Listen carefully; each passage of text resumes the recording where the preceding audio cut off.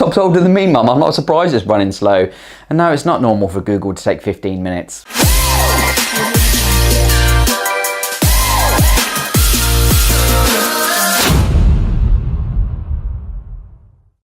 Hello, welcome to VideoVOX, the online video short series where I answer your questions in English, not geek, about technology and the internet. Today's question is, how can I speed up my old computer? Disclaimer! All advice, recommendations and suggestions given in this video are my own personal opinions and have been based on 20 years experience in the industry. Please don't be hating on me in the comments. So let's assume you've got no budget and you can't afford to spend out on the new latest and greatest system.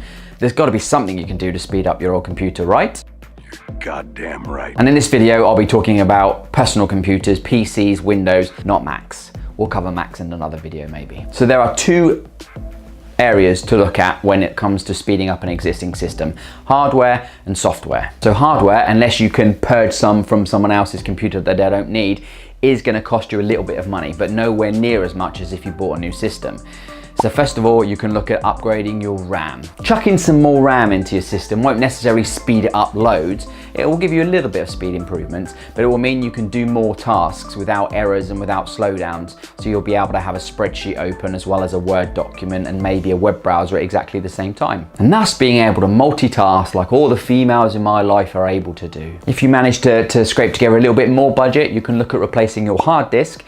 Older hard disks will be generally slow, and even newer ones will slow down over the time. But you can swap out your hard disk with a solid state drive, commonly referred to as an SSD. And even in old systems, swapping out for an SSD is drastically going to improve the speed of your system and how quickly it works. And they're not that expensive, to be honest with you. You can pick up a decent sized SSD now, around a 500 gig off of Amazon, on Prime for about 75 quid. So let's assume that hardware is out of the window, you have zero budget. There are software options, and in fact there are free software options to help you clean and speed up your system by doing a little bit of optimizing and a little bit of maintenance on it.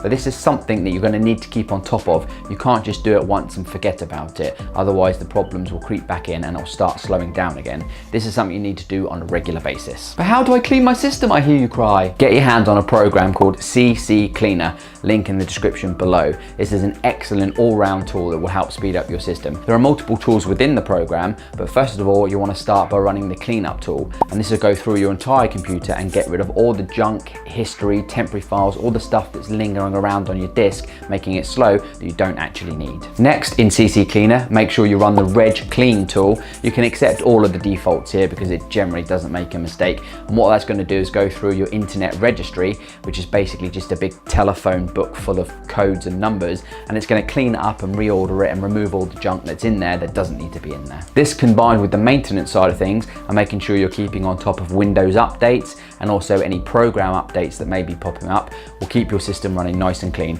And please don't just ignore the updates or the program pop-ups, actually do something with them. Next, you can try uninstalling and getting rid of all the extra programs and add-ons and things that Windows stick in your operating system that you don't actually need. And a technical term is these are referred to as bloatware. I'll leave a link in the description below to a tool or a video that talks you through what you can and can't remove safely, and also tells you how to do it. It's really not that difficult if you just follow the guide. Next, still on the topic of software, head over to your control panel, add and remove programs, and just uninstall anything that you don't know, anything that shouldn't be there or anything that you don't use. Just uninstall it and get rid of it. But remember, after you've uninstalled, run that CC Cleaner Reg tool again, because when you uninstall something from your system, it will leave a lot of junk behind.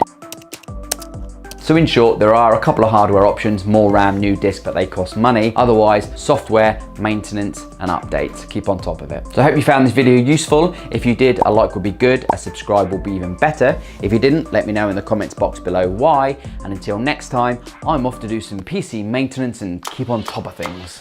Throw this shade on me, like they all hate on me. Don't bring that rage on me. Why did